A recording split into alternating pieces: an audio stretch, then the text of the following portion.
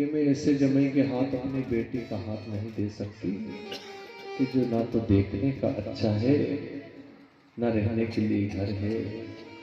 सारे देवता तो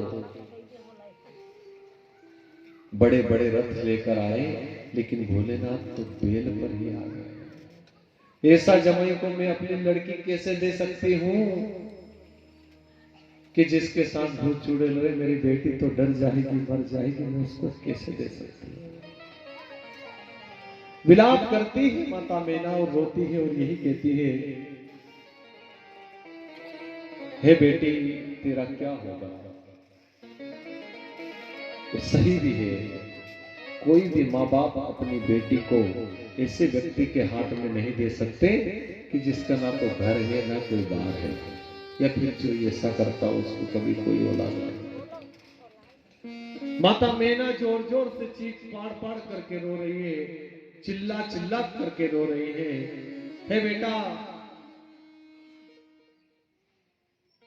तेरा क्या होगा, तू कैसे रहेगी खुले में, तू ऐसे व्यक्ति के साथ, ऐसे आदमी के साथ कैसे रहेगी जो भूत चुड़ैलों के बीच में रहता है। आज माता मैना की आंखों में आंसू आए, जोर जोर से रो रही है, इस तरह से रो रही है जैसे जीवन का सब कुछ लूट गया हो, बर्बाद हो गया हो। और याद रखना मित्रों, जितना प्यार जितना लाड़ एक बाप अपनी बेटी से करता है, उतना प्यार संसार में वो किसी से नहीं करता। लेकिन हिमाचल राजा तो समझते थे कि ये तो तीनों लोगों के स्वामी हैं। माता मैना को पता नहीं कि भोलेनाथ कौन है। माता मैना ने तो सिर्फ रूप को देखा था। माता मैना समझती नहीं थी कि त्रिलोक के स्वामी हैं। माता मैना चिल्ला चिल्ला कर चीख चीख करके कहती है कि मैं अपनी बेटी को इस व्यक्ति के साथ विदा नहीं कर सकती। सारे देवता आए, सारी बारात के ब्रह्मा विष्णु सभी लोग आए, समझाया, कई बार समझाया, तब जाकर के समझी। सब लोगों को विदाई चालू हुई।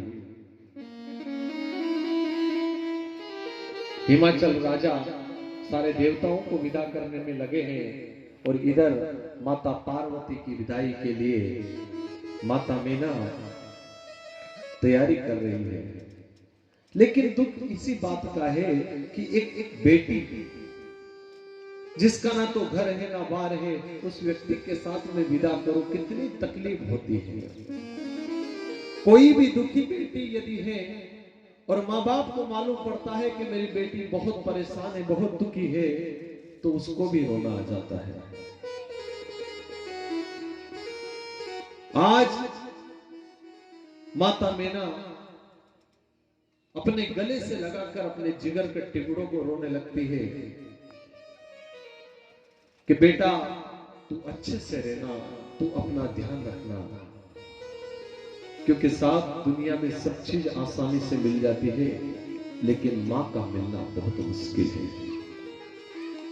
जिसने हमें अपने रक्त से सींचा हो, जिसने हमें अपना सुख त्याग कर हमें सुखी करने की कोशिश की है, वही जब हमसे जुदा होती है तो तकलीफ तो तब होती है जब हमारी मां हमारे सामने नहीं होती।